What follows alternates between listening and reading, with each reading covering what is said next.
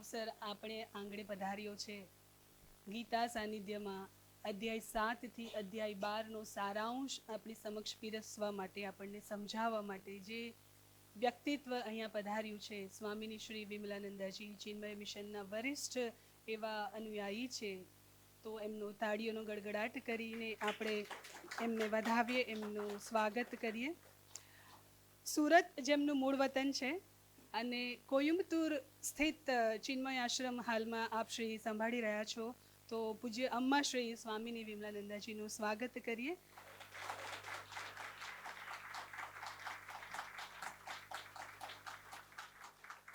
ओम श्री चिन्मय सद्गुरवे नमः।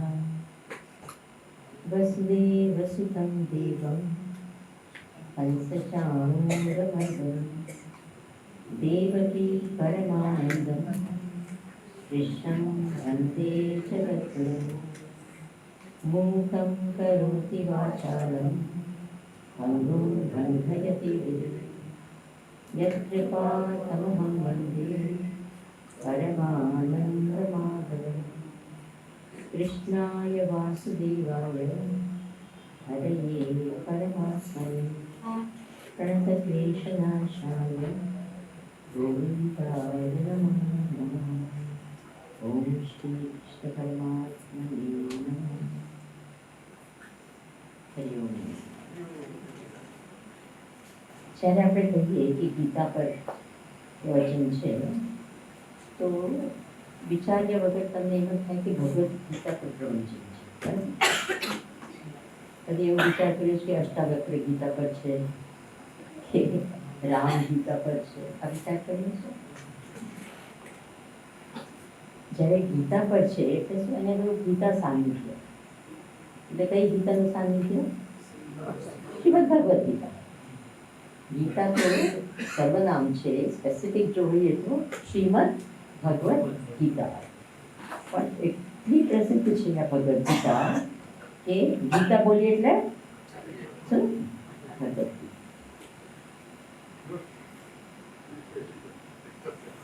જગતના જીવનના જે કંઈ પણ સવાલો હોય છે એ ગીતાથી મળી શકે છે. હવે પહેલેથી છેલ્લે સુધી તો કરવાની જરૂર પણ નથી, અને આગળ કરવાના છો. પણ પહેલા આ ઘણા વખતે કદાચ કહ્યું પણ હશે, પહેલા 6 અધ્યાય જે છે જીવનમાં છે ને 3 જ એ હોય છે. 3 પહેલું હોય છે આસ્પેક્ટ હોય છે: જીવન, જગત અને ઈશ્વર. અને એને વિશે જ બધા પ્રશ્નો હોય છે. જગતના ગમે તેટલા તમે પ્રશ્નો તમે કાઢો એ ખાલી આ 3 વિષયના હોય છે. કયા 3 વિષય? જીવ, જગત, ઈશ્વર. 3 સિવાય બીજું કંઈ બીજું ટોપિક જ નથી. તો પહેલો અધ્યાય શું કહે છે? પહેલા 6 અધ્યાય એ કોની વાત કરે છે? જીવની વાત કરે છે. બીજા અધ્યાય, 7મા અધ્યાયથી 12મા અધ્યાય કોની વાત કરે છે? તો કે ઈશ્વરની અને જગતની વાત કરે છે. અને 13મા અધ્યાયથી 18મા અધ્યાય શેની વાત કરે છે? તો આ બેઉ, આ ત્રણેય છે એનો સંબંધ શું છે એની વાત કરે છે. એમનું ઐક્ય શું છે એના પર વાત કરે છે. તેમ તત્વમસી મહાવાક્યમાં ત્વમ જે છે પહેલા 6 અધ્યાય, તત્ છે તે પછીના 7માંથી 12મા સુધી. આ બધું ટેકનિકલ છે, એનાથી તમારે કોઈ દાડા વળશે નહીં જાણીને. વળશે? આઈ ટ્રુલી બિલીવ ધેટ કે આ બધું જાણવાનું એ છે ને ઇન્ફોર્મેશન. એ કોઈ શું ઇન્ફોર્મેશન સમજ પડે, ઇન્ફોર્મેશન મળે તો તમે શું કરશો? માથું ધૂણાવશો. કરશો કે નહીં? તો કરો છો ને હમણાં. જે જ્યારે તમને સમજ પડે તો આ ગીતા છે એ સમજવા માટે નથી. ઇટ ઇઝ ફોર ધ આ મોમેન્ટ્સ ઓફ લાઈફ. એના માટે હોવું જોઈએ. ત્યારે આપણે શું હોઈએ છીએ? ગીતાને આપણે સમજીએ છીએ અને પછી આપણને લાગે કે હવે શું થયું? સમજી ગયા, સમજ પડી ગઈ. અને પછી ધીમે તરત જ આપણે કહીએ એપ્લિકેશન શું છે. બરાબર? હવે બધા જ વેદ કો, ગીતાજી કો. ગીતાજી એક વેદાંતનો ગ્રંથ છે. પ્રસ્થાનત્રયમાં ગીતા પ્રસ્થાનત્રયનો ગ્રંથ છે. ઉપનિષદ છે, બ્રહ્મસૂત્ર છે અને ભગવદ્ ગીતા, એમ 3 પ્રસ્થાન એટલે બેઝિક વેદાંતનો ગ્રંથ છે. તો વેદના 2 મુખ્ય ટોપિક્સ છે, 2 મુખ્ય વિષયો છે વેદના. એવી જ રીતે ભગવદ્ ગીતાના પણ એ જ 2 વિષય છે, ત્રીજો વિષય નથી. 2 વિષય કયા છે? તો એક કહે છે ધર્મ અને બીજું કહે છે બ્રહ્મ. ગીતાના અધ્યાયના અંતમાં શું વાંચ્યું આપણે? ઓમ તત્સત બ્રહ્મ વિદ્યાયામ, સાથે સાથે શું કહ્યું? યોગ શાસ્ત્રે. આ 2 વસ્તુ છે, બ્રહ્મ વિદ્યા છે અને યોગ શાસ્ત્ર છે. તો 2 વિષય છે, ધર્મ છે અને બ્રહ્મ છે, 2 જ વિષય છે. એકદમ સામાન્ય અને સરળ અર્થમાં સમજવું હોય તો ધર્મ એટલે શું? કે આપણે આપણું ઇહલોક અને પરલોક કઈ રીતે સુધારી શકીએ અને સુખ અને શાંતિથી જીવી શકીએ. શું? એટલે આપણું જીવન સુધારવું હોય, જીવનમાં આનંદ કેવી રીતે પ્રાપ્ત થાય, સુખી કઈ રીતે જીવાય, શાંતિ કઈ રીતે મળે, એનું જે જ્ઞાન છે એને શું કહેવાય છે? એને શું કહેવાય છે? ધર્મ જ્ઞાન કહેવાય છે. ઓકે, એને ધર્મ જ્ઞાન. બીજું વસ્તુ છે અને એ શું છે? એને કહેવાય છે બ્રહ્મ જ્ઞાન. બ્રહ્મ જ્ઞાન શબ્દનો અર્થ શું થાય છે? કે ઇહલોક અને પરલોકથી મુક્ત કઈ રીતે થઈ શકાય એ જ્ઞાન શું છે? એટલે શું ડિફરન્સ બિટવીન ધ ટુ? બોલો, શું ધર્મ જ્ઞાન શું છે? બધા આંખ ખોલી રાખજો, પછી એકવાર આંખ બંધ થઈ જાય પછી અંદર શું થાય ખબર નથી પડતી. જે લોકો મને પહેલા સાંભળી છે મને ખબર છે. આપણા બધી તમે પહેલી વાર કેટલા લોકો સાંભળો છો? બધા જ પહેલા કેટલાય સાંભળ્યું છે એમને એક બહુ સરસ. તો મને ખરાબ ટેવ છે અને એ છે હું પ્રશ્ન પૂછપૂછ કરતા કરું છું. અને મુખ્ય આદેશ એ છે, આશય એ છે કે કોઈ ઊંઘી ના જાય. એટલે અને ઘણા લોકો છે ને આંખ ખુલ્લી હોય તો વળતા હોય. એટલે પ્લીઝ જવાબ આપતા રહેશો એટલે આવી છે. ઓકે, તો ધર્મ એટલે શું? ધર્મ જ્ઞાન શું છે? કે આ જીવન કઈ રીતે સુધારવું અને ફક્ત આ જીવન નહીં, પરનું કઈ રીતે એ જ્ઞાન સારી રીતે મેળવ્યું. How to enjoy life, how to be peaceful and happy in life, એ છે. અને બ્રહ્મ જ્ઞાન શું છે? કે કઈ રીતે આ લોક ઇહલોક પરલોકથી મુક્ત થવું એ જ્ઞાન છે. એ શું કહેવાય? બ્રહ્મ જ્ઞાન. આ 2 જ ટોપિક છે. ગીતાના પણ આ જ 2 ટોપિક છે. 7મા અધ્યાયથી 12મા અધ્યાયમાં આ જ વસ્તુ છે. શું કહ્યું છે? ધર્મ જ્ઞાન છે. હવે ઇન્ટરેસ્ટિંગ, એક જ્ઞાન એ હોય કે આપણે પહેલા જાણવું અને પછી કરવું, અને બીજું જ્ઞાન એ છે કે માત્ર જાણવાનું હોય છે, એમાં કરવાનું કાંઈ હોતું નથી. તો કયા જ્ઞાનમાં જાણવાનું ને કરવાનું હોય છે ને કયા જ્ઞાનમાં માત્ર જાણવાનું હોય છે? તો કે ધર્મ છે એ જાણી અને કરવાનું હોય છે. તો ધર્મને જાણવાનું છે અને પછી શું એનું પાલન કરવાનું છે, તો જ એમાંથી સુખ શાંતિ મળી શકે. માત્ર જાણીને મળતું નથી. સમજાવવા બતાડે કે સમજી ગયા?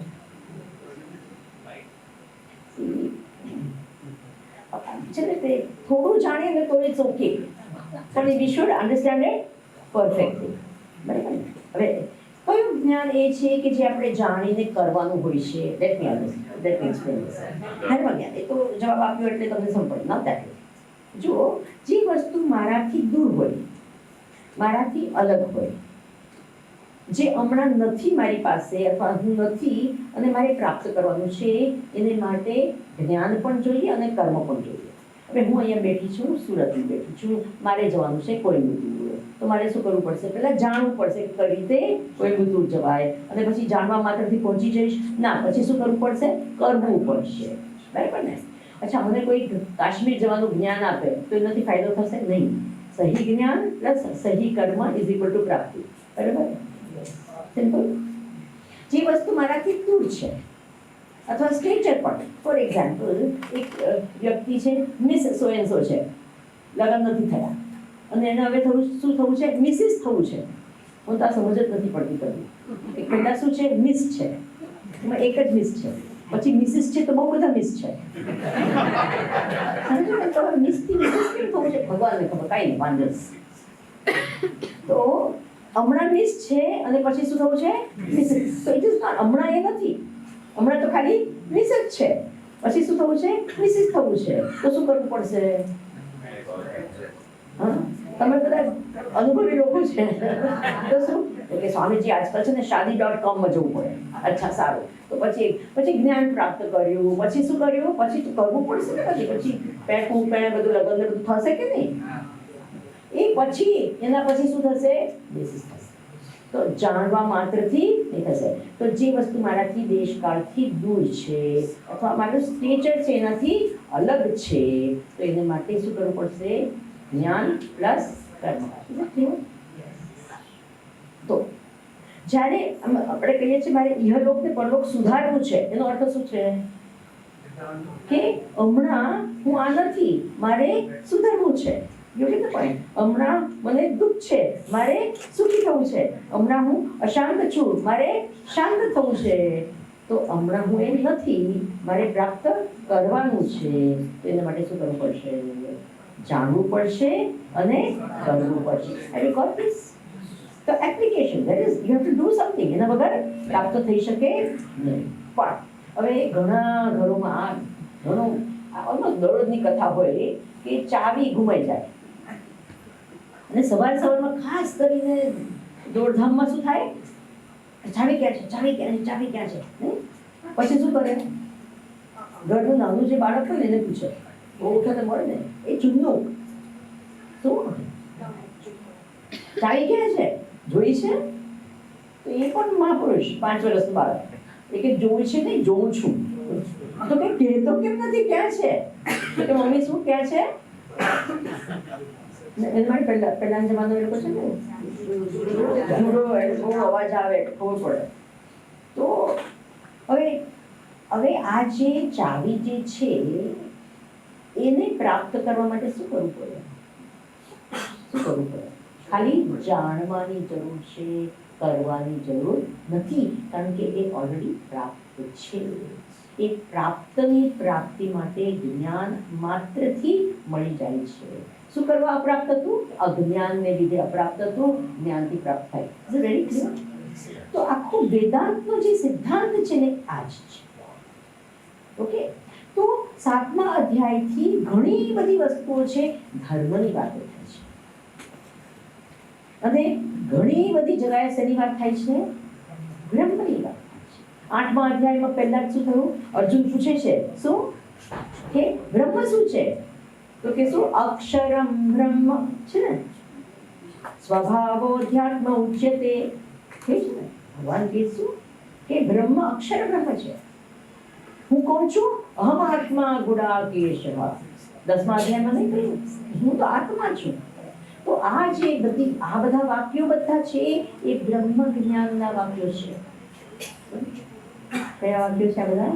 આ બ્રહ્મ જ્ઞાનમાં. એમાં ખાલી જાણવાનું છે, કરવાનું જાણવાનું છે કે હું કોણ છું? હું બ્રહ્મ છું. અને પછી બીજું જે બધું જ્ઞાન છે, જેમાં કેટલું બધું કહ્યું છે અહીંયા કે મોઘાશા, મોઘ કર્મણ, મોઘ જ્ઞાન, વિચાર. 9મા અધ્યાયમાં આપણી વાતો કરી છે કે આપણે આવી રીતે જીવીએ છીએ તો શું થાય છે? જીવન દુઃખી થઈએ છીએ. આ બધી વાતો ઘણી જગ્યાએ કરી છે. તો તે વખતે આપણે આ કયું જ્ઞાન છે? બ્રહ્મ જ્ઞાન છે કે ધર્મ જ્ઞાન છે? ચાલો હવે બ્રહ્મ જ્ઞાન શેની વાતો છે ને? ધર્મ. 3 તત્વની વાતો અહીંયા છે. શું કહ્યું છે? જીવ, જગત. હવે ઘણી વખત આપણે કન્ફ્યુઝન આમાં થાય છે. 3 વિષયમાં ખૂબ કન્ફ્યુઝન છે. અને આપણે હિન્દુઓ તો મહાપુરુષો છે. આપણે ઈશ્વરમાં સૌથી વધારે કન્ફ્યુઝન છે. બરાબર છે. આપણે સિદ્ધ કરીએ અહીંયા જ. અચ્છા, આપણે કેટલા ભગવાનમાં માનીએ? બધા એક મિનિટ, આઈ વોન્ટ અ જવાબ. Show of hands. કેટલામાં માનીએ? કેટલા કે અનેક ભગવાનમાં માનીએ છીએ? હાથ ઊંચા કરો. કેટલા કે એકમાં માનીએ છીએ? કોઈ પણ બીજું ઓડિયન્સ હોય ને, સો ક્રિશ્ચિયન્સ બેઠા હોય તો 2 જવાબ આવે કે 1 જવાબ આવે? મુસ્લિમ્સ બેઠા હોય તો કેટલા જવાબ આવે? 2 જવાબ આવે કે 1 જવાબ આપે? અને અહીંયા શું થાય? That itself shows there is a confusion. Is it true or not? આવો જવાબ કેટલો જોઈએ? આ સિમ્પલ ક્વેશ્ચન છે. We believe in one God or many gods. Simple question. જવાબ કેટલા આવવા જોઈએ? એક જ આવવો જોઈએ. અને એ જવાબ શું છે? એક છે. એક છે અને રૂપ છે. પણ આ જ એક બેઝિક વસ્તુ, અને એ આ 7મા અધ્યાયથી 12મા અધ્યાયમાં ભગવાન બહુ સ્પષ્ટ કહે છે કે હું કોણ છું? હું જ બધું છું. નથી કહેતા આઈ એમ ઓલ. પણ જે શું કે અન્ય, આપણે કઈ નાના અહીંયા કહ્યું અન્ય દેવતાની પૂજા, જે ભગવાનને સીમિત માને છે, માનુષિમ તન્માશ્રિતા. ભગવાન શું કહે છે કે મને વ્યવધાન શું થાય છે પરમાત્મા પ્રાપ્તિ માટે? આપણે એ અનંતને શું આપણે માનીએ છીએ? હા, અવ્યક્તા વ્યક્તિમાપન્નાઃ મન્યન્તે મામ અબુદ્ધયઃ. ભગવાન કહે છે કે હું શું છું? અવ્યક્ત છું, અનંત છું, અને મને શું માને છે? હા, વ્યક્ત અને સીમિત. માનુષિમ તન્માશ્રિતા. માત્ર એક રૂપે જોઈ છે, તો પરમ ભાવમ અજાનંતઃ, એ મને જાણતા છે. ભગવાન સ્પષ્ટ કહે છે. હવે આ સિદ્ધાંત તો છે ને, હું સિદ્ધાંત પર વાત કરું કે ગીતા પર વાત કરું? તમે કહો. સિદ્ધાંત આપણે સમજે? સિદ્ધાંત એટલે જ ગીતા છે. શ્લોક શું છે? એ માધ્યમ છે વેદાંત સમજવાનું. Is it true? શ્લોક છે, ગીતાજી છે, ગ્રંથ છે, શું છે? બધું માધ્યમ છે. શેને માટે? શું? ગીતા સમજવાનું. હવે આપણે પહેલા આ જીવ એટલે કોણ એ સમજીએ. બહુ જ ગડબડ થાય છે. અચ્છા, ઘણી વખત આપણે આ શબ્દ આત્મા છે, બ્રહ્મ છે, જીવ છે, એમાં કન્ફ્યુઝન ઘણું થાય છે. બરાબર? વિચાર કરો. અહીં ગીતાની જ વાત કરું છું. જ્યાં જ્યાં થશે ત્યાં ત્યાં રેફરન્સ આપી 7માંથી 12મા અધ્યાય. ઓકે, હવે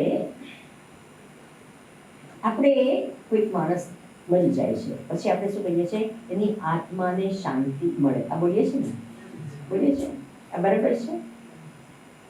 બરાબર છે કે નથી? બિલકુલ બરાબર નથી. તમે કેવું શું વાત કરો છો? ના, આપણે આ જે કહીએ છીએ આત્માનું સ્વરૂપ શું છે? શું? શાંત સ્વરૂપ છે. આત્માને શાંતિ ન મળી શકે અને કે એની આત્મા ગઈ, આત્મા ન જઈ શકે, ન આવી શકે.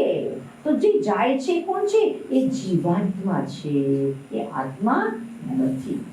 ખ્યાલ આવ્યો? તો આ આત્મા ને જીવાત્માનો જ ફરક નથી આપણને. અને અહીંયા ભગવાન શ્રી કૃષ્ણ 8મા અધ્યાયમાં વિશેષ રૂપે સ્પષ્ટ રૂપે સમજાવે છે. તો ધર્મનું જ્ઞાન કોને માટે છે? તો કે આ જીવાત્મા માટે છે, કે એને શું કરવાનું છે? એની ઇહગતિને પરલોકની ગતિ. અને એના માટે ભગવાન કૃષ્ણ 8મા અધ્યાયમાં બહુ જ સારી રીતે કહે છે કે શું કરવું જોઈએ? અંતકાલે મામેવ સ્મરન્મુક્ત્વા કલેવરમ જત્યજતિ. તો એ જે મને યાદ કરતા કરતા દેહને ત્યાગ કરે છે, મને પ્રાપ્ત થાય. આવું કઈ વાત છે? તો આ બધી વાતોને પછી એની ગતિ શું થાય? તો કે આ બ્રહ્મભુવન આ લોકો એ ઘરે આ માર્ગથી જાય તો ત્યાં જાય, ને આ માર્ગથી જાય તો ત્યાં જાય. આ જવા આવવાનું કોને માટે છે? એટલે કે સ્વર્ગ પણ જાય, પછી શું થાય? પછી શું થાય? ક્ષીણે પુણ્ય મર્ત્ય લોકે વિશે આ બધી વાતો છે ને 9મા અધ્યાયમાં છે કે શું થાય? એ જશે અને પાછો આ જવા આવવાનું કોને માટે છે? આત્મા માટે છે કે જીવાત્મા માટે છે? અચ્છા, આ શરીર જાય છે કે આવે છે, ક્યાં શું કરે છે? શરીર તો અહીંયા છૂટી જાય છે, અહીંયા ને અહીંયા નથી હોતું. કોઈ લઈ ગયું છે અત્યાર સુધી શરીર? પૈસા લોકોને લઈ ગયા છે? કોઈ નથી. તો આપણે લઈ શું જઈએ છીએ? શું લઈ જઈએ છીએ? તો કે સૂક્ષ્મ શરીર લઈને એના જેવું છે, પેકિંગ કરવા જેવું છે. શું કરવા જેવું છે? એનો ટ્રાન્સફર વાળો જોબ હોય તો શું કરે? શું કરે?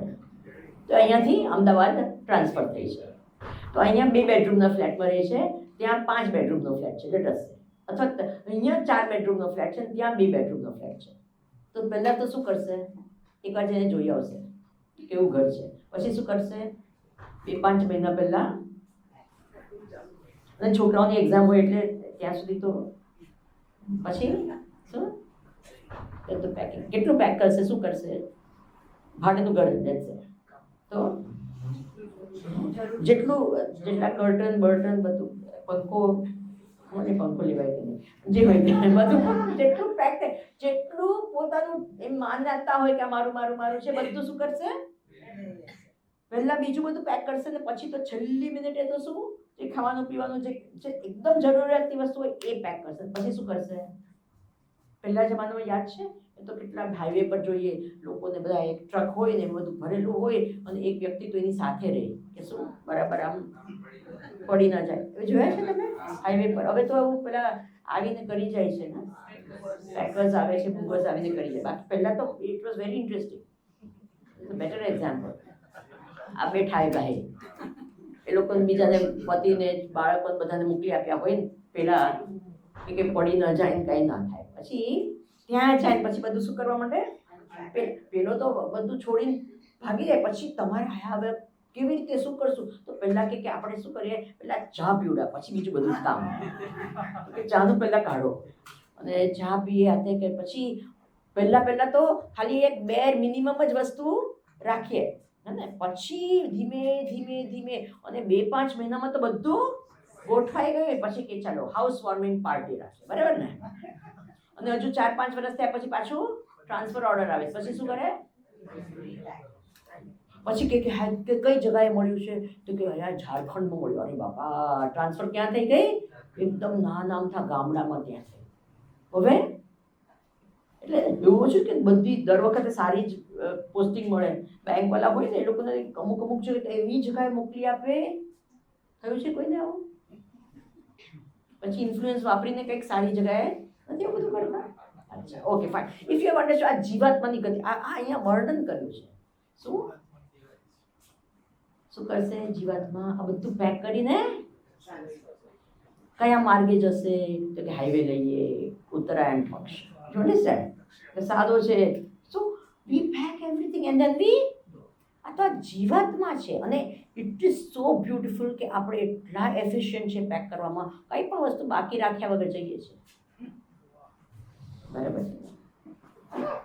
એવું છે કે કંઈ સૂક્ષ્મ શરીરનો એક ભાગ રહી ગયો હોય કે આમ તો બધું કર્યું પણ એનું હજુ જોવાનું બાકી રહી ગયું, એવું થાય છે? બોલો, કે હજુ બોલ્યા જ કરે છે. આમ તો ગયા પણ બોલ્યા, એવું થયું છે? અને 1 સેકન્ડ એક્સિડન્ટમાં પણ કોઈ મરે તો 1 સેકન્ડમાં પેક કરે. કે શું કરવા? કારણ કે બહુ જન્મ લીધા છે, પેકિંગ એક્સપર્ટ થઈ ગયા છે. સમજી ગયા? ઠીક નહીં? કેટલા જન્મથી આપણે પેક કરતા. અને ઘણી વખત શું અમુક વસ્તુ પહેલેથી પેક કરવા માંડીએ ને, નથી કર્યું તમે? હમણાં ઓલરેડી ઘણા લોકોનું ઘણું પેક થઈ ગયું હશે. સ્વામીજી હવે પગ નથી ચાલતું, આ થોડા પેક થઈ ગયું. બરાબર ને? હવે બરાબર દેખાતું શું થયું? ઘણી વખત પેક કરીએ પછી પાછું અનપેક કરીએ તો કે ની રિપ્લેસમેન્ટ થઈ ગયું. ચાલો હવે તો અચ્છા હાર્ટ, હવે તો હાર્ટ બધું રિપ્લેસ થાય છે, બધું આર્ટિફિશિયલ કરીને ચાલશે વધારે. હવે are you getting the point? પણ શું થાય છે? ગતિ કેવી મળે? હવે જાણે કે હવે આ મારું સાંભળવાનું તમે એ કરશો અને એના પછી તમે ક્યાં જશો? ઓલરેડી તમે અહીંયા હશો અને હું પૂર્ણ મતલબ બોલવા માંડીશ ત્યાં સુધીમાં તમારું માઇન્ડ ઓલરેડી નીકળી ગયું હશે કે નહીં? અંતકાલે મામેવ, જે તમારી અંતે યા વૃત્તિ તે જ આકૃતિ. એટલે 2 વસ્તુ નક્કી થશે, તમારું સ્થાન અને યોનિ. 2 શું નક્કી થશે? સ્થાન પણ અને યોનિ એ નક્કી થશે.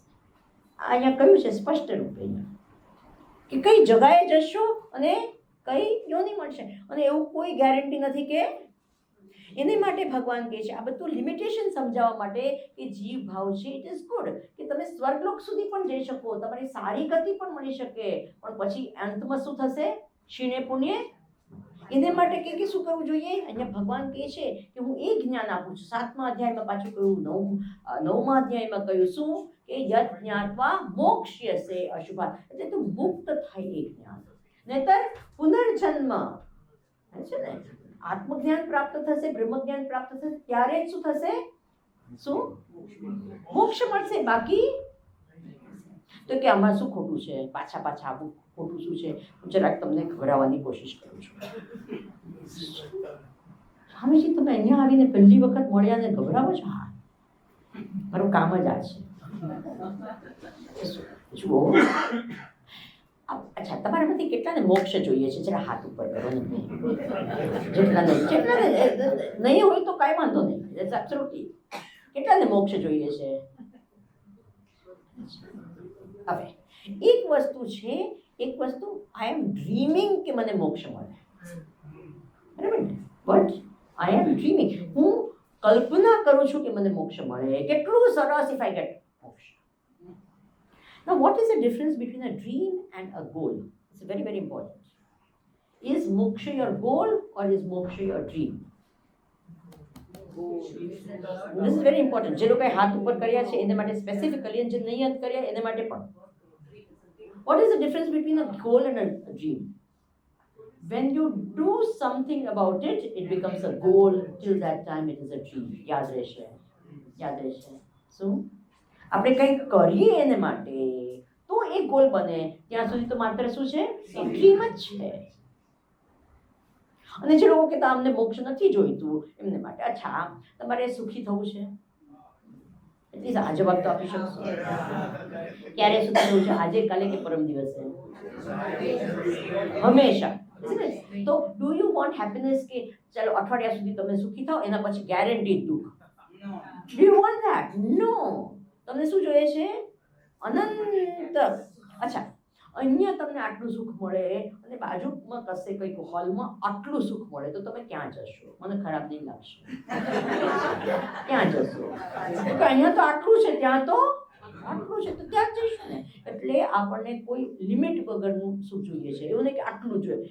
કદી કોઈ થયું છે કે કંટાળી ગયો કે ભાઈ બહુ સુખી થઈ ગયા છે, હવે નથી જોઈતું, બસ થઈ ગયો, હવે સુખ નથી જોઈતું.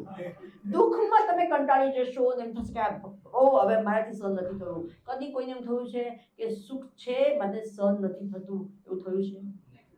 હંમેશા બધાને શું જોઈએ છે? સુખ. અને કેવું સુખ જોઈએ છે? નિત્ય અનંત સુખ. આ યાદ રહેશે. ખાલી સુખ નહીં, કયું જોઈએ છે? નિત્ય અનંત સુખ જોઈએ છે. This is important to understand. It's not that you want happiness, you want eternal and infinite happiness. કેવું સુખ જોઈએ છે? નિત્ય અનંત સુખ જોઈએ છે. અને નિત્ય અનંત સુખ એ જ ભગવાન છે, નિત્ય અનંત સુખ એ જ આત્મા છે, નિત્ય અનંત સુખ પ્રાપ્તિ એ જ મોક્ષ છે. એટલે બધાને મોક્ષ જોઈએ છે કે નથી જોઈતું? બોલો. કોઈ કે કયું ના મને સ્વામીજી મારે દુઃખી થવું છે. રિયલી? તો કે હા સ્વામીજી હું દુઃખી થઈશ ને, બધાને મારી દુઃખની વાત કરીશ ને, તો પછી એ લોકો બધા શું કરશે? સિમ્પથાઇઝ કરશે. અને હું એમની વાત સિમ્પથાઇઝ કરે એટલે હું સુખી થાઉં છું. You understand?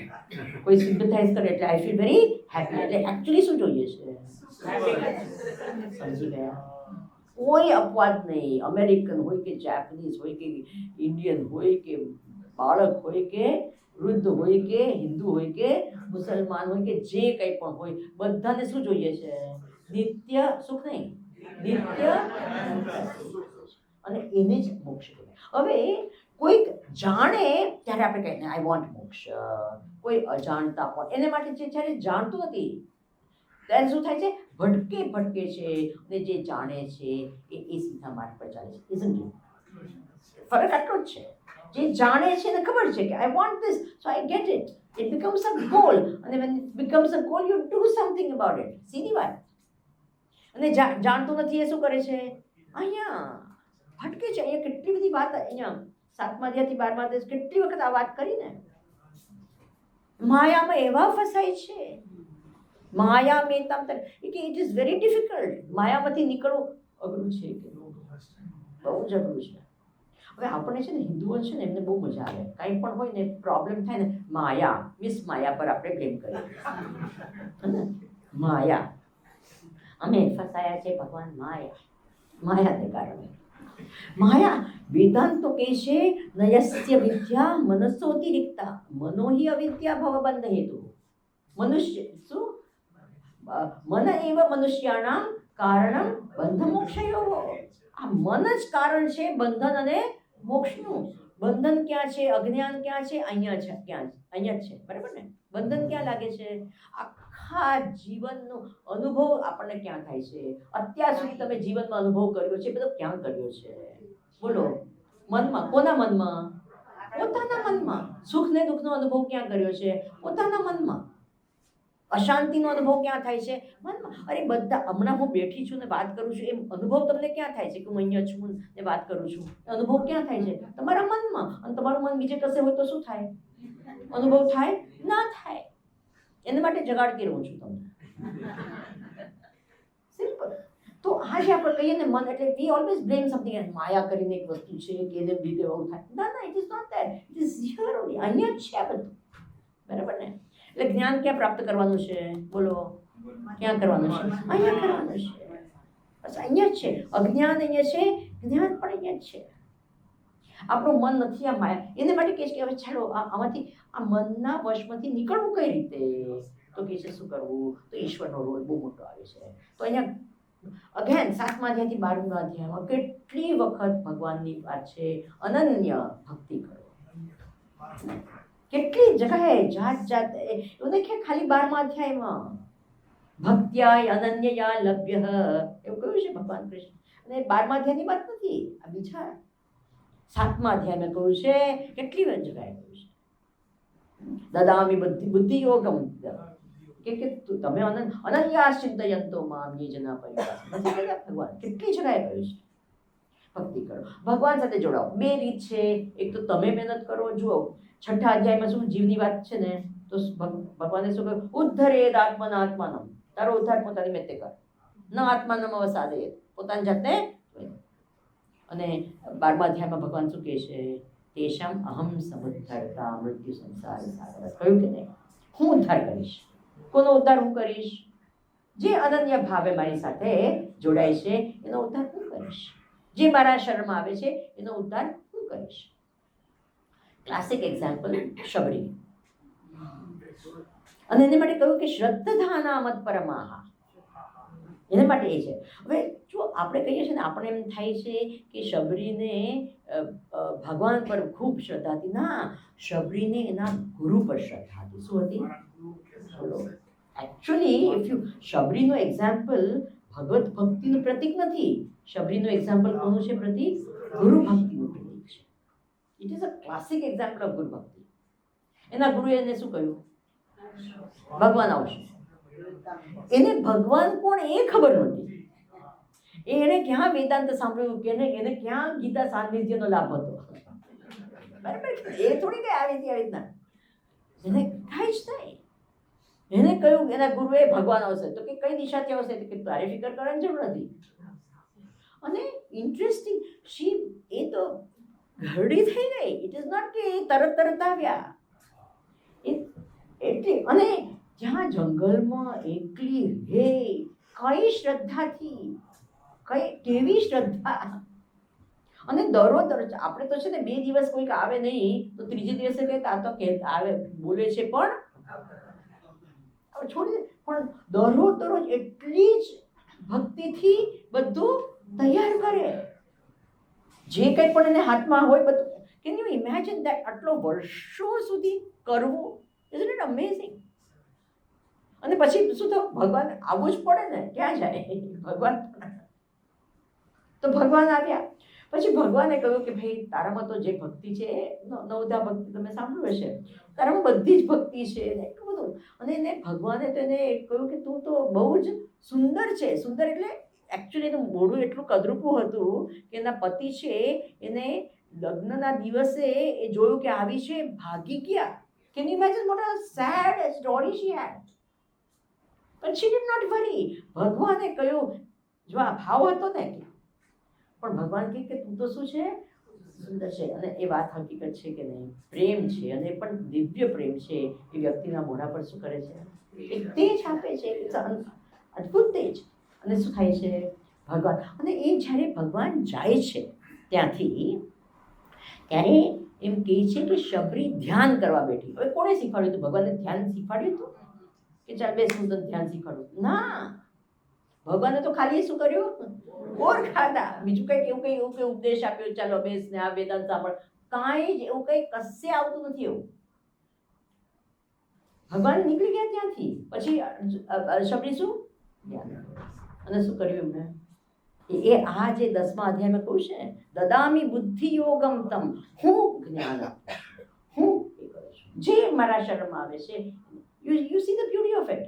એનું પ્રતીક છે એકચ્યુઅલ. આજે વાત કરી છે, ઘણી વખત આપણે વેદાંતને આપણે સાંભળીએ તો આપણે શું સાંભળતા હોઈએ, સમજતા હોઈએ છીએ, અને આ બધી કથાઓ પણ સાંભળીએ છીએ, પણ આ કથાઓ સાંભળવાને માટેની એટલી નથી, આ અનુભવ કરવાની છે. આપણને એવો સ્ટેજ આવવું જોઈએ કે આપણે એમ થાય કે આ એક વાક્ય અહીંયા લખ્યું છે ને, આપણે શું કહી શકીએ? સમજ્યા નહીં, હા, ઉતારવાનું નહીં, આત્મસાત પણ નહીં. You must say, yes, it is true. Yes, it is true. Not because you have understood it, because you have experienced it as yes, it is true. હવે આ બ્રહ્મ જ્ઞાન ને એ બધું પણ છે. આપણે શું સમજીએ છીએ? હા, ઘણી વખત અહીંયા લખ્યું છે, શું કહ્યું છે? અક્ષરમ બ્રહ્મ પરમ અધ્યાત્મ. શું છે? હા, આપણે કહીએ છીએ આપણું શું છે? તમારો સ્વભાવ શું છે? તમારું સ્વરૂપ શું છે? બ્રહ્મ છે. આવું સાંભળ્યું છે? સચ્ચિદાનંદ બ્રહ્મ સ્વરૂપ છે. અને આપણે આ બધા શ્લોકો પણ બહુ ગમે. ચિદાનંદ રૂપ શિવોહમ. We love it. આપણે બ્રહ્મ શું છે સમજ, સચ્ચિદાનંદ છે, બધું સમજીએ છીએ, પણ કદી એવું થાય છે કે એ હું છું. હવે જાણે કે હું કહું કે સુરતનું ઓડિયન્સ બહુ જ ઇન્ટેલિજન્ટ છે, તો શું થાય તમે? હા, સમજો અને સ્વીકારો પણ છો. સમજવા અને સ્વીકારવામાં કેટલો અંતર થયો? કહું કે તમે ઇન્ટેલિજન્ટ છો તો તમે સમજી પણ ગયા અને સ્વીકાર્યું પણ. કેટલી વાર લાગી એ બેમાં? સેકન્ડ પણ નહીં, સમજી સ્વીકાર્યું. બરાબર કે નહીં? અને હું તમને કહું તમે બ્રહ્મ છો, કંઈ પણ થયું અંદર? બોલો, ઇન્ટરેસ્ટિંગ છે કે નહીં? હવે વેદાંત સાંભળ્યું, ગીતા સાંભળ્યું એટલે સમજી તો ગયા પણ સ્વીકાર્યું નથી. You understand difference? સમજી તો ગયા આપણે, એવું કોઈ નથી કે નથી સમજ્યા. We are intelligent enough to understand. સમજવામાં કંઈ પ્રોબ્લેમ હોતો નથી, પણ શું થાય છે? આપણે એને સ્વીકારતા નથી કે આ હું છું. તો કઈ રીતે થઈ શકે? તો ભગવાન કહે છે કે એક તો છે જ્ઞાન દ્વારા અને બીજું છે ભક્તિ દ્વારા. You understand? ભક્તિને જ્ઞાન આપણે બે અલગ માનીએ છીએ. It is not really. એનો મેન મૂળમાં જોઈએ ને, ભક્તિની સાધના અલગ છે, જ્ઞાનની સાધનાઓ અલગ છે, બાકી તત્વતઃ એક છે. પહોંચવાનું છે એક જ જગ્યાએ. હવે ભક્તિની સાધના શું છે? તો કે સરળ છે. અહંકારને તમે છોડો અને ભગવાનનું નામ લો, જપ કરો, પૂજા કરો. આ બધી એ સાધનાઓ છે. એ બધી સાધનાઓને જ્ઞાનની દ્રષ્ટિથી બહિરંગ સાધના કહેવાય છે. અને જ્ઞાનની સાધના શું છે? શ્રવણ, મનન, નિધિધ્યાસન. મોટા મોટા શબ્દો સાંભળ્યા હશે તમે, બરાબર ને? એ very simple. Understanding is very simple. કોઈ પણ જો કહે કે વેદાંત અઘરું છે, એને વેદાંત સમજ્યા છે. એકચ્યુઅલી વેદાંત સમજવું ખૂબ ખૂબ ખૂબ ખૂબ સરળ છે. ગીતા સમજવી ખૂબ ખૂબ ખૂબ સરળ છે, પણ એને સ્વીકારવી અઘરું છે. સમજવું બહુ જ સહેલું છે. શું નથી સમજવું સહેલું? હવે કામ, ક્રોધ ને એ બધું છે, એ વ્યવધાન બધે છે, એ કોણ નથી સમજતું? બોલો, સમજીએ છીએ કે નહીં? It is very easy to understand. અને એને કાઢવા અઘરા છે કે નહીં? આઈ will give you a powerful reason. જે આપણે આ બધું અહીંયા કહ્યું છે, 10મા અધ્યાયમાં કહ્યું છે કે આ ભગવાનના દર્શન કોણ કરી શકે? તો જેનામાં શ્રદ્ધા છે. આ બધી લક્ષણો બધા આપ્યા છે. તો I will give you many powerful reasons why મનમાંથી કામ, ક્રોધ ને લોભ ને બધું કાઢવું જોઈએ. જો મનની અંદર ક્રોધ હોય તો તમે સુખી થઈ શકો? સિમ્પલ. સુખી થવું છે તો શું કરો? કેટલું logic is so simple. I want to B happy. અને ક્રોધથી બરાબર ને, સ્વાર્થી થવાથી સુખી નથી થવાતું. મારે સુખી થવું છે તો સ્વાર્થ છોડવો પડશે. અહંકારથી સુખી થવાતું નથી. મારે સુખી થવું છે તો અહંકાર છોડવો પડશે. હવે એક રહસ્યની વાત કરીને આપણે એ કરીએ. જુઓ છે ને, તે 10મો અધ્યાય ને 11મો it is a beautiful. Actually તો એક અધ્યાય જ બહુ જ બ્યુટીફુલ છે, પણ 10મો અધ્યાય ને 11મા અધ્યાયનું એક છે ને, ભગવાન કૃષ્ણ છે ને આપણને સમજાવવાની એટલી કોશિશ કરે. સારા ટીચર કોઈ તે શું કરે કે ખાલી એમ નહીં કે ચાલો મેં તો કહ્યું મારું કામ છે કહેવાનું, કહી દીધું. Remember, a good teacher does not teach. What is more important, teaching or learning? Learning. તમે કેટલું શીખ્યા એ અગત્ય છે કે મેં કેટલું શીખવાડ્યું એ અગત્ય છે? શીખ્યા એ અગત્ય છે. એટલે ભગવાન શું કરશે એ સમજાવતા જ રહે. જુઓ 7મા અધ્યાયમાં પણ ભગવાન કહે છે જ્ઞાન વિજ્ઞાન સહિતમ, અને 9મા અધ્યાયમાં પણ શું કહે છે? જ્ઞાન વિજ્ઞાન સહિત. બે વાર પાછું કેમ પાછું કહે છે? પુનર પાછું હું કહીશ. કે પાછું ને પાછું. એકચ્યુઅલી બીજા અધ્યાયમાં આખી ગીતાનું જ્ઞાન કહેવાય ગયું છે. કાંઈ જ નવો ટોપિક નથી. તોય 18 અધ્યાય સુધી, હું તો સાચું કહું ને, જો ભગવાન જંગલમાં હોત ને શીખવાડતા હોત ને તો 1820, 25, 50 અધ્યાય હોત. એ તો સારું થયું આપણા માટે. યુદ્ધ ભૂમિમાં હતું તો 18 જ થયા. બરાબર ને? ભગવાને કહ્યું કે આમ જલ્દી પતાવવાનું છે ભાઈ, લડવું છે નહીં.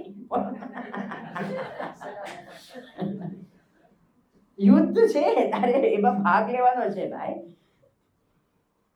તો કહેવાનો ભાવ શું છે કે ભગવાન પાછું ને પાછું. તો આ સર્વભૂતસ્થમાત્માનમ સર્વભૂતાની ચ આત્મા. ભગવાન આ કહેવાને માટે 2 અધ્યાય કેટલા સુંદર રીતે કે છે મયી સર્વત્ર સર્વમ ચ મયી પશ્યતિ. એ કે આજે આ કહે છે ને કે ભગવાન શું કહે છે કે મને તમે શું જુઓ? બધામાં જુઓ અને મારામાં બધું જુઓ. આ જે છે એને માટે આ 2 અધ્યાય છે. 10મા અધ્યાયમાં શું છે?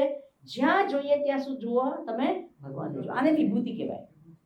વિભૂતિ એટલે શું? તમે બધામાં ભગવાનને જુઓ. જે બહુ મહાન છે એ ભગવાન જુઓ. હું છે ને નાની હતી ને ત્યારે તમે પણ એ જ વખત હશે, એક જેન્સન એન્ડ નિકલ્સન નામની કંપની હતી.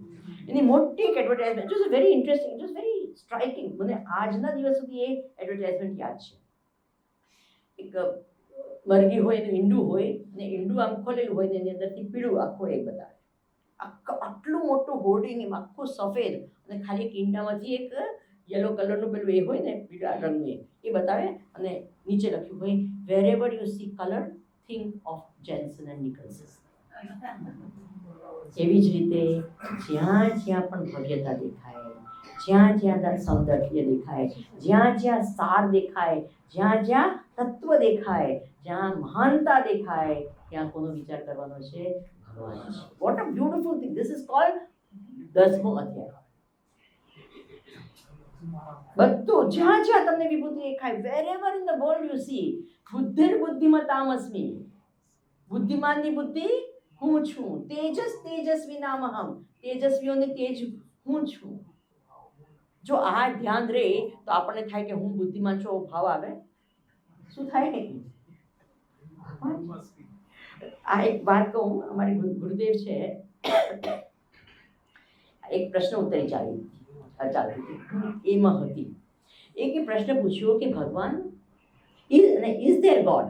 ભગવાન છે, અને જો ભગવાન છે તો કોણ છે? કૃષ્ણ છે, રામ છે, શિવ છે, કોણ છે? આવો પ્રશ્ન કોઈકે પૂછ્યો. તો અમારા ગુરુદેવનો જે જવાબ હતો ને એ અમેઝિંગ. ગુરુદેવે કહ્યું, જ્યારે ગુરુદેવે કહું સ્વામી ચિન્મયાનંદજીની વાત કરું છું, ગુરુદેવે જવાબ આપ્યો, oh God, why do you sit in that audience and test me? એમને શું દેખાય કે ઓ ભગવાન, તમે ઓડિયન્સમાં બેસીને મારી કસોટી કેમ કરો છો? એટલે એમને એક અજ્ઞાની ના દેખાય, એને કોણ દેખાયા? ભગવાન દેખાયા. You understand the vision? This is called vibhuti. કે જ્યાં જ્યાં સર્વ. અને પહેલું જે વિભૂતિમાં શું? અહમ આત્મા. પહેલું શું છે? તમે બહાર ભગવાનને જોવા જાઓ તો પહેલા ક્યાં જોવાના છે? અહીં જોવાના છે. પછી પહેલા તો અહીં છે. એને માટે આપણા સંસ્કૃતિમાં કેટલું સુંદર કહ્યું છે. આપણને નમસ્કાર કરવાનું હોય ને, તો આમ કેમ આપણે નમસ્કાર કરીએ છીએ કે તમારા હૃદયની અંદર ભગવાન ને મારા હૃદયની અંદર જે ભગવાન છે એ બે જુદા નથી, એ એક છે. અને એ ભગવાનને હું શું કરું છું? નમન કરું છું. ક્યાં કેટલું સુંદર વાત છે. એટલે આ નમસ્કાર આનાથી પૂરો નથી થતો. નમસ્કાર ક્યારે પૂરો થાય? જ્યારે માથું નમે ત્યારે. એને જ નમન કહેવાય ને. આપણે તો આમ કરતા હોઈએ છીએ. એવું નહીં કરવું જોઈએ. શું કરવું જોઈએ?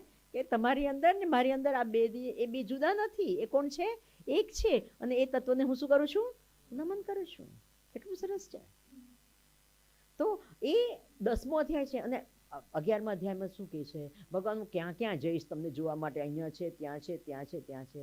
તો કે ભગવાન એક સામટું બતાવી દો ને. ભગવાન કે અહીંયા જો મમ દેહે ગુડાકેશ. ક્યાં? તો અહીંયા જોઈ લે બધું એક જ સાથે. એટલે કહેવાનો ભાવ શું છે? કે આપણે ધ્યાન કરવા બેસે તો આખું શું છે? બધું અહીંયા આત્મામાં છે. અને આંખ ખોલીએ ત્યારે બધાના આત્મા છું. કેટલું સરસ છે. આંખ બંધ તો અહીંયા બધું છે. આંખ ખુલ્લી તો એ જ બધું બહાર પણ છે. બધું ઈશ્વરમાં છે અને ઈશ્વર બધામાં છે. યુ અન્ડરસ્ટેન્ડ ધ સાર ઓફ ઇટ? અને જો એ ખબર પડે તો કોઈની સાથે દ્વેષ થાય? અર્જુનને ભગવાને દિવ્ય દૃષ્ટિ આપી અને આ બધું બતાવી દીધું. અને શું થયું? અર્જુન તો અને ચમત્કાર કે બિના નમસ્કાર નહીં મિલતા. વાત હકીકત છે કે નહીં? એને માટે અર્જુન પણ શું નમન કરવા માંડ્યો. 11ના અધ્યાયમાં અંતમાં ભગવાન શું કે? નમસ્કાર. અચ્છા, હવે એ ઇન્ટરેસ્ટિંગ છે ને. આપણે ભગવાન કૃષ્ણ બધાને કહે છે પ્લીઝ તમે વિચાર કરો. અર્જુનને આખી ગીતા સંભળાવી અને અંતમાં 18મા અધ્યાયમાં ભગવાન પોતે કહે છે વિમૃશ્ય એતદ અશેષેણ યથેચ્છસી તથા કુરુ. કેટલું ફ્રીડમ છે. શું?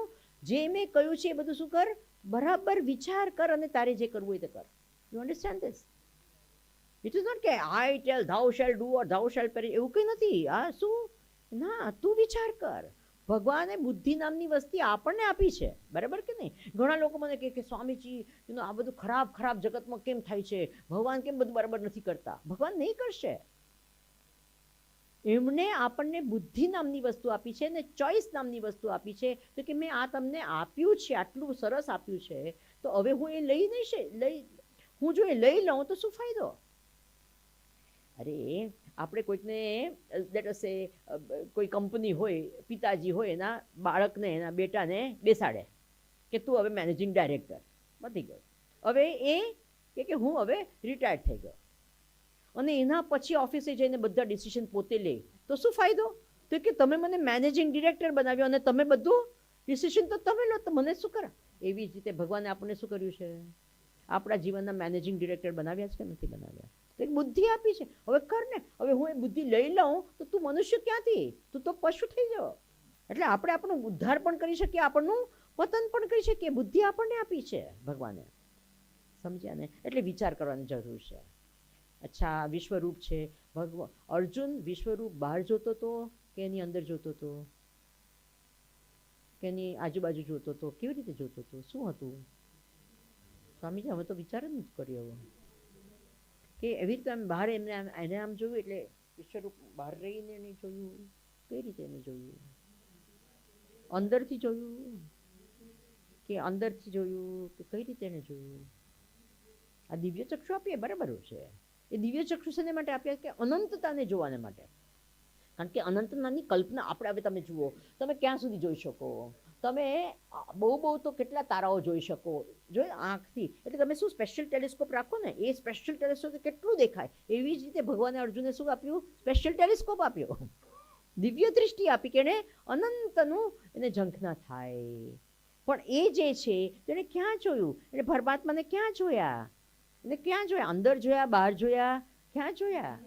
ઇન હિઝ માઇન્ડ જોયા? એને ક્યાં જોયા? એને ભગવાન અંદર જો તો આંખ બંધ કરી દીધી હોત, આંખ બંધ કર્યું સાંભળ્યું જ નથી કશે કે આંખ બંધ કરીએ ને, તો એને તો ક્યાં જોયા? Was he part of it? Was the દિવ્ય રૂપ આઉટસાઇડ ઓફ ઇટ?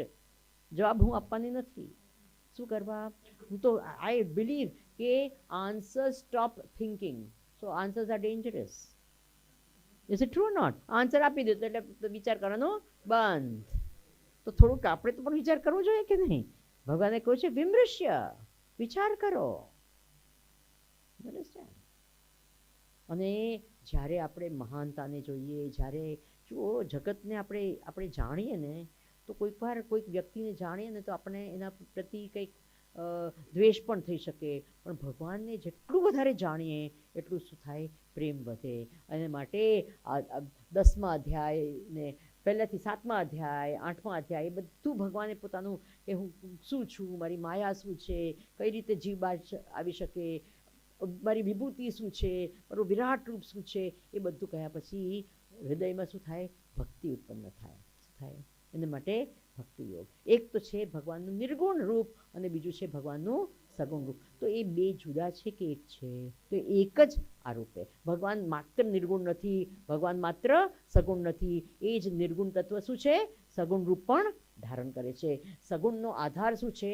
નિર્ગુણ જ છે. એ નિર્ગુણ વગર સગુણ સંભવ હોતું જ નથી. પણ ભગવાન સગુણ પણ છે અને નિર્ગુણ પણ છે. એમનું નિર્ગુણ, હવે ઘણા લોકો છે ને તો આપણે કહીએ કે રમણ મહર્ષિ નામ સાંભળ્યું છે? કોઈકે રમણ મહર્ષિ ભગવાનને પૂછ્યું કે ભગવાન નું રૂપ છે કે અરૂપ છે, સગુણ છે કે નિર્ગુણ છે? એમનો જવાબ બહુ સુંદર હતો. એ કે ભગવાનને છોડો, તમે કોણ છો? તમે રૂપવાન છો કે તમે આકારવાન છો, તમારે ગુણવાન છો કે તમે અગુણ છો? તો કે હું તો ગુણવાન. તો કે if you are with form, he is with form. સમજી ગયા? હા, ઇફ યુ આર નિર્ગુણ, હી ઇઝ નિર્ગુણ. સમજી ગયા? આપણે તો મહાપુરુષ છે, આપણો રૂપ રાખવો છે, ભગવાનને નિર્ગુણ બનાવવા છે. કેવી રીતે સંભવ થાય? એના માટે ભગવાન કહે છે કે શું ક્લેશોધિકરત તરસ્તેષામ અવ્યક્તા સક્ત ચેતસામ અવ્યક્તા હિ ગતે દુઃખમ દેહવદ ભિરવાપ્યતે. સમજ પડી? દેહવદ એટલે હું મારું રૂપ ધારણ કરીને રાખવા માંગુ છું અને ભગવાનને શું કરું છું? એ કરું છું. તો એને માટે બહુ જ અઘરું છે નિર્ગુણ ઉપાસના કરવી. સમજ પડી? મારું રૂપ રાખવું છે અને ભગવાનને કેવા બનાવી દેવા છે? નિર્ગુણ. ભગવાન કે ધેટ ઇઝ ડિફિકલ્ટ. ક્લેશ અધિકતર, એ બહુ અધિક છે. સમજ પડી ને? એટલે કે ભગવાન કહે છે કે જે પણ જ્યારે એ થાય, વૈરાગ્ય થાય, તો શું ખબર પડે કે એ નિર્ગુણ છે, એ જ સગુણ છે. ભગવાન કહે કે જે અનન્ય ચિંતન કરે છે એનું હું શું કરું છું? ઉદ્ધાર. અને જે છેલ્લો 12મો અધ્યાયનો છેલ્લો શ્લોક છે અને એમાં કે ભગવાન શું કે ભક્તાસ્તે અતીવ મે પ્રિયા. જે શ્રદ્ધાથી ચાલે છે અને શું કરે છે? એ ઉપાસના કરે છે. એટલે દે આર સીકર્સ. એ સાધક છે.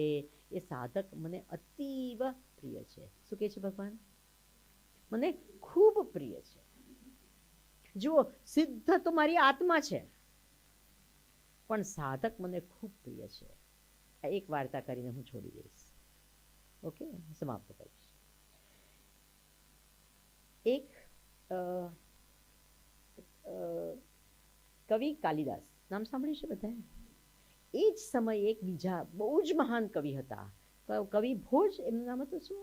એ જ વખતે કયા કવિના? હા, દંડી કવિ. દંડી કવિ અને કાલિદાસજી એ એક જ સમકાલીન હતા. તો પ્રશ્ન આવે, દંડી કવિ પણ બહુ મહાન, એટલે બહુ જ મહાન હતા, કે સામાન્ય નહોતા. અને કાલિદાસ. તો સવાલ આવે કે એમાં બેમાંથી વધારે મહાન કોણ? કવિ.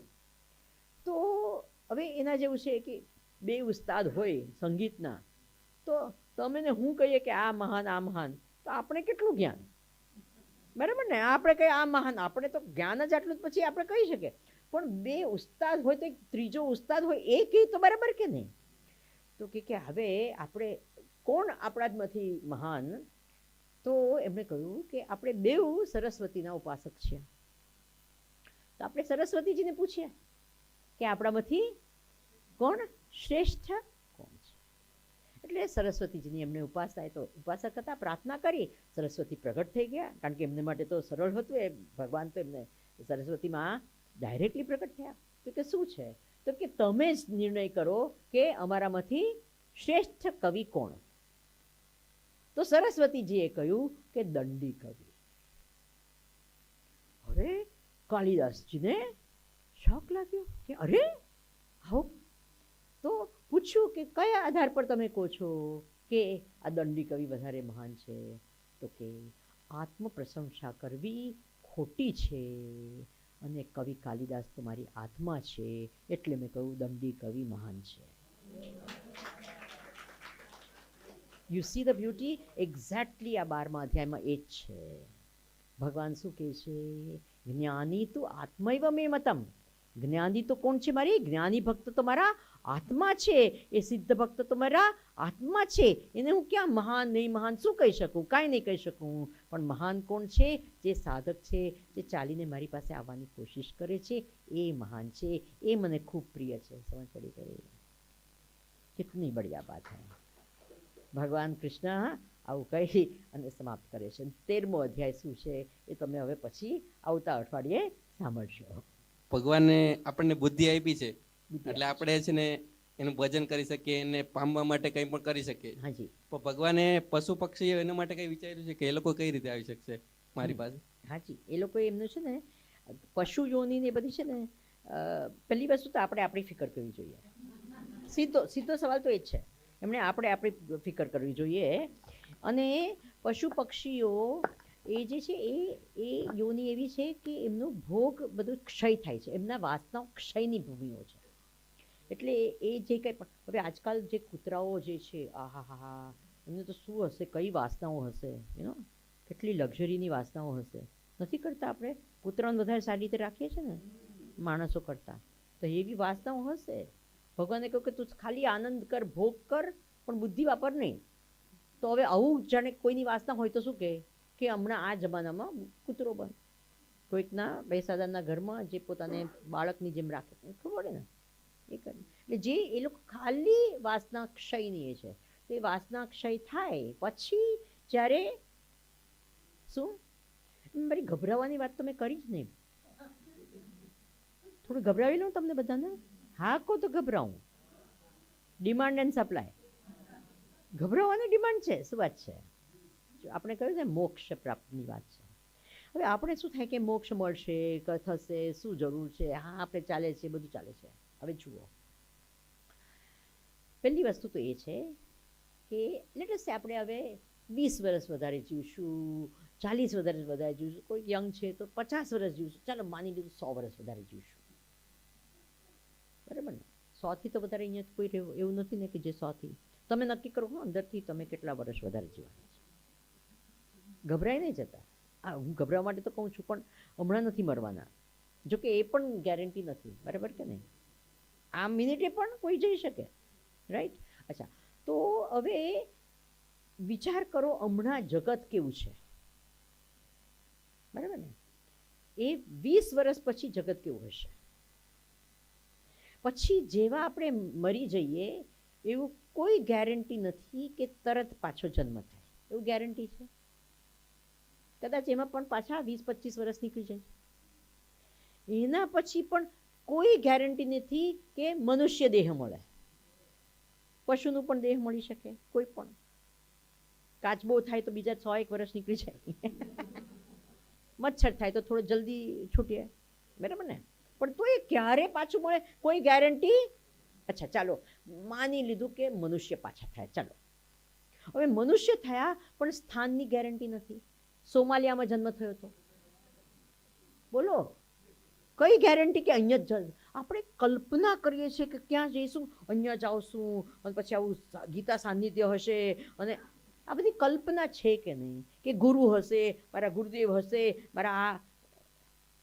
It's only an imagination. Is it true or not? It's pure imagination. અચ્છા, પાછા જન્મ થયો, ચાલો ભારતમાં પણ જન્મ થયો. તમે વિચાર કરો હમણાંના બાળકો જે છે 5, 10, 15 વર્ષના, જ્યારે પાછા આપણે આવશું તો એમના છોકરાના છોકરાના છોકરા આપણા માતા પિતા હશે. તમે વિચાર કરો. એ તમને એ વિચારથી ગભરામણ નથી થતી? અરે ભાઈ બોલો. The very thought of what is this generation, એમનું attention span શું છે? હું તો કહું છું ને, એ પણ જન્મ થશે ને, it will be a surrogate mother and a donor father. હશે કે નહીં બોલો? ચાન્સીસ આવા જ છે કે નહીં? શું સંસ્કારને ક્યાંથી શું હમણાં તો આ જેટલા પણ અહીંયા બેઠા છે ને એ ગેરંટીડ તમારા માતા પિતા છે કે એના દાદા દાદી છે, એ કોઈક ને કોઈકે કંઈ સત્સંગ કર્યો છે એને માટે તમે અહીંયા બેઠા છો. Is it a fact or not? જો એમણે ના કર્યો તો તમે અહીંયા સુધી પહોંચતે જ નહીં. It is not possible. અહીંયા it's not possible. I don't have to know your background. The very fact that you are here, કે કોઈક ને કોઈકે શું કર્યું છે, સત્સંગ કર્યો છે, ત્યારે તમે અહીંયા સુધી આવ્યા છો. હવે તમે વિચાર કરો એ જનરેશનમાં શું હશે. ખ્યાલ આવે છે? આખી કેટલી ગુજરાતની પોપ્યુલેશન આ બધા માટે ઓપન છે કે નહીં? એમાંથી કેટલા આવ્યા છે? ગણ્યા ગાંઠે આવ્યા છે કે નહીં? બોલો. You see this hall thing. એના માટે કહીશ કે આ દુર્લભ છે. અહીંયા એક જગ્યાએ કહ્યું છે કે બહુ જ દુર્લભ છે આ જ્ઞાન. દુર્લભ. મનુષ્યાણામ સહસ્રેષુ કશ્ચિત યતતિ. અચ્છા, હવે તમે પાછા આવશો. માતા પિતા કેવા હશે? And you are what you are because your parents are what they are. Is it true or not? And their parents are what they are. You can imagine. હવે મેઇન તો મને તો એ થાય છે કે તમે પાછા આવશો ને તમારે સ્કૂલે જવું પડશે. કોને જવું છે? મને કહો, તમારામાંથી કોને જવું છે સ્કૂલમાં? એકાદ બે જવું હશે, અને એ પણ તમે હમણાંની તમારા સારા ટીચરો હશે ને એવું તો હશે ને, તમને એવી ઇમેજિનેશન છે કે તમે જેવી સ્કૂલમાં ગયા હતા એવી સ્કૂલ પાછી હશે. તમને ખબર છે કઈ સ્કૂલ છે, કેવી સ્કૂલ હશે. You are understanding or not? કોને આવું છે આમાં? પાછું બાને એમ નહીં કે તમે અહીંયા હમણાં પીએચડી કરીને આવ્યો છું, એ નહીં ચાલશે. પાછું કક્કો શરૂ થવો. Can you imagine that? You have to start again. Now all of you understand. Now how many of you want moksha?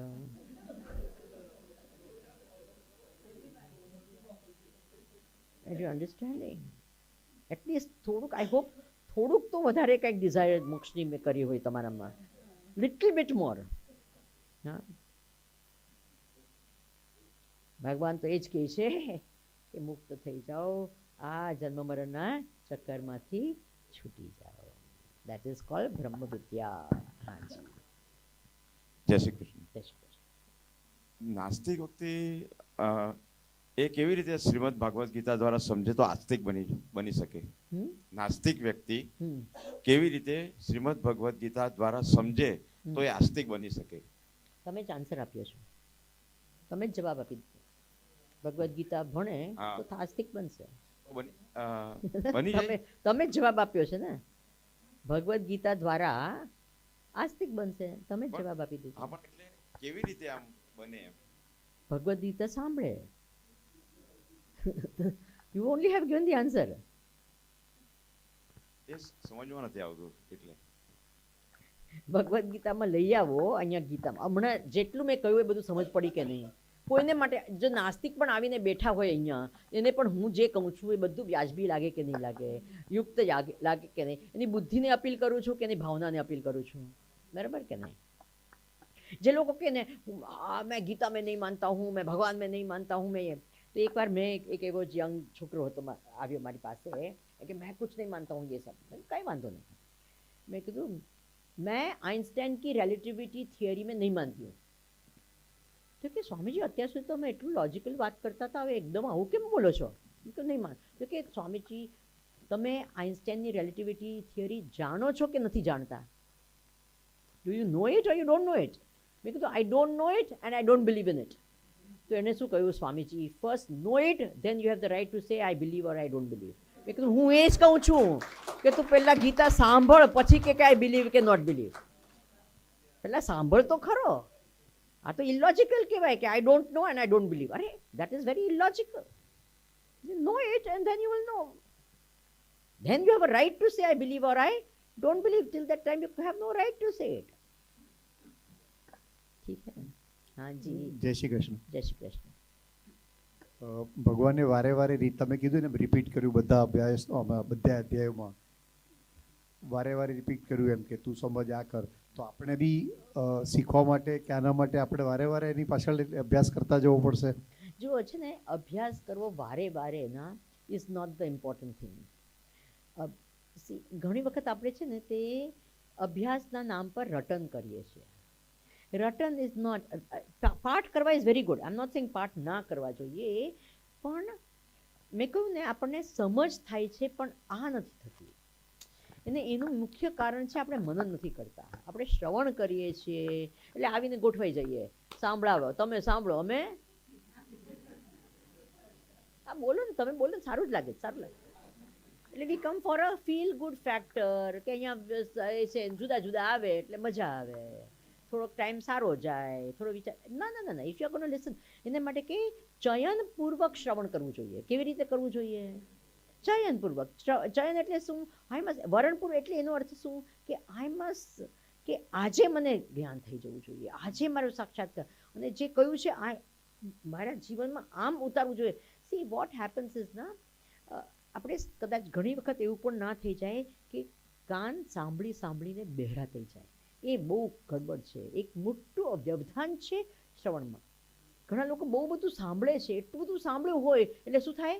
કાન બહેરા થઈ જાય, પછી અંદર જતું જ નથી. પાછી હોય તો હા બેસી ગયા, પછી હા આપણે કયું હોય, હા અમે તો બહુ ઉપનિષદ સાંભળ્યા, આ એ સાંભળ્યું, પેલું એ સાંભળ્યું, પેલું એ સાંભળ્યું, પેલું બહુ સારું લાગે. એટલે we always go after what we call the feel good factor. Bus, that is all we want. We feel so nice. So, what is so nice, so nice? એ તો so nice તો મસાજ કરો તોય you feel so nice. બરાબર કે નહીં? What a big thing.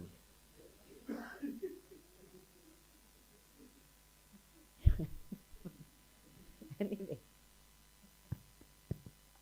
સમજ્યા? કાન બેરા નહીં થઈ જવા જોઈએ. You have to listen to it as though it's like, you know. યાર એને માટે અર્જુન કહે છે, શું અર્જુન શું કહે છે? નષ્ટો મોહ. હા, કારણ કે કઈ રીતે સાંભળવું? તો અર્જુન જેવા સાંભળો, અર્જુન બનીને સાંભળો. નહીતર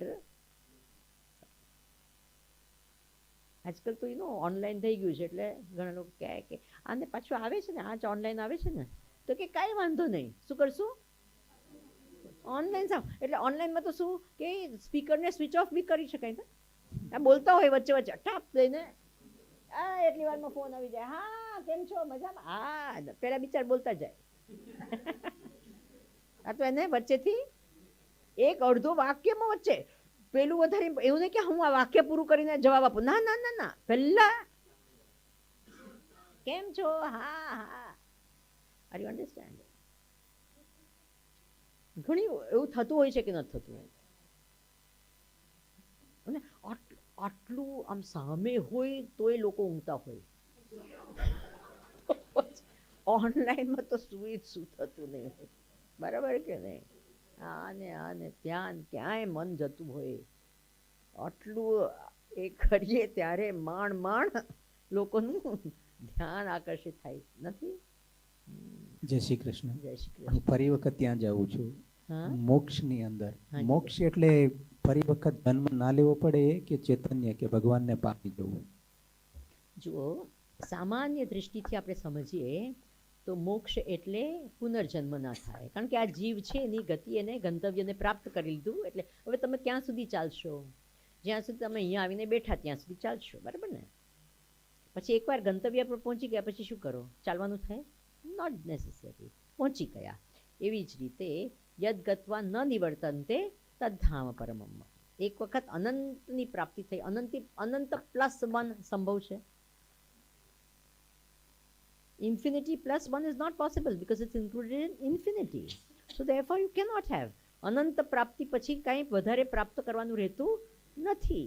સો હવે there is no, આપણે જન્મ શેને માટે લઈએ છીએ? કંઈ પ્રાપ્ત કરવા માટે, બરાબર ને? હવે એ અનંતતા મળી ગઈ પછી શું પ્રાપ્ત કરવાનું રહેતું નથી. એ એક રીત સમજવાની છે. પણ રિયલ સમજવાનું શું છે કે એક વખત જ્યારે પર્સન મુક્ત થાય એટલે શું ખબર પડે કે આઈ વોઝ ઓલવેઝ મુક્ત. મુક્ત થાય એટલે શું સમજ પડે કે આઈ એમ અનબોર્ન, હું અજન્મ છું, આ જન્મ પણ નથી, એને કહેવાય મુક્તિ. નોટ કે મારો પાછો જન્મ ન થાય. એ તો સામાન્ય રીતે સમજવાના માટે કહે કે પાછો જન્મ ન થાય, પણ એકચ્યુઅલ સમજવાનું શું છે કે આ પણ હું તો અજન્મ છું, એને મુક્તિ કહેવાય. આપણે કઈ સ્થિતિએ પહોંચ્યા છીએ તેનું કોઈ ચેક ખરું, કોઈ ચેક પોઈન્ટ? હા, આધ્યાત્મિક પ્રગતિ. તમે કહો છો મારી આધ્યાત્મિક પ્રગતિ થાય છે કે નહીં, કઈ રીતે ખબર પડે? There are ways. It is not કે હું પહેલાં દરરોજ 2 કલાક જપ કરતી, હવે હું 3 કલાક. That is not really the way.